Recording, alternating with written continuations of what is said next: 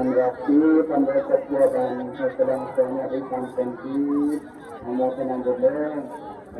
karena kami saya sekarang opsinya itu pakai ada kami saya sekarang opsinya sambil ketua apa opsing bangun sedang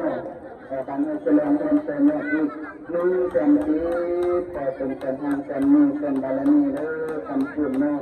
มีเส้นคนโดยครอบครัวลูกหลานที่พี่น้องวันเสาร์เนี่ยก็ที่จะนำคณะประการเจ้าเป็นบรรลุคณะบำรุงพระพุทธศาสนานั่นมีเส้น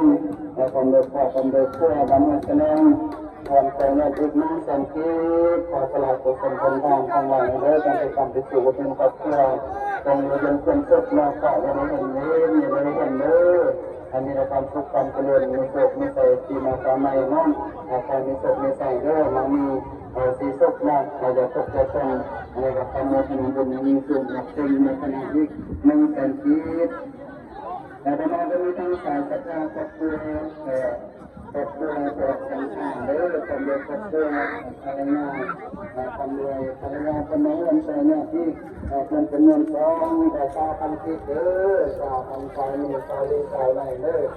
ครอบครัวออกสันตาตอนนี้แสดงว่าเป็นความเจริญโตเป็นมันเป็นสุดาการเราเรียกว่าการสร้างมัดนักการรักษาเป็นจำนวนชาวพันธุ์ที่ชาวพันธุ์ชาวลีชาวไหนเด้อมันมีสุดนะประมาณจะมีทั้งสายศรัทธาครอบครัวทางเชียงน้ำเลยทางเชียงน้ำที่ที่ละเป็นมือโซ่กันนะเป็นน้อยการในจำนวนคนเดียวครอบครัวเราเป็นเนี่ยที่คิดทันทีแต่คุณทำมันคือได้แต่เป็นงานทำมันแต่ขึ้นจะมีเรื่องอย่างคือมีทางด้านน้องเป็นน้องนะมีเรื่องเรื่องที่เป็นที่แต่มาแล้วมีการสายศรัทธาครอบครัวมาขึ้นมาขึ้นนะ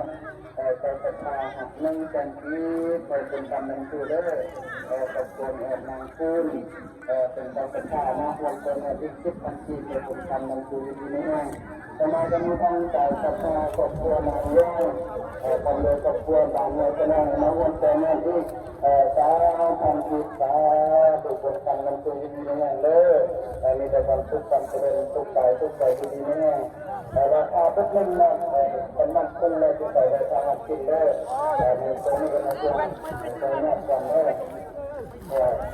ย้อนนะตาพันธุ์ประมาณนี้ทั้งสายศรัทธาครอบครัวเนี่ยนางก็นางนั่งแบบปกป้องห้องนี้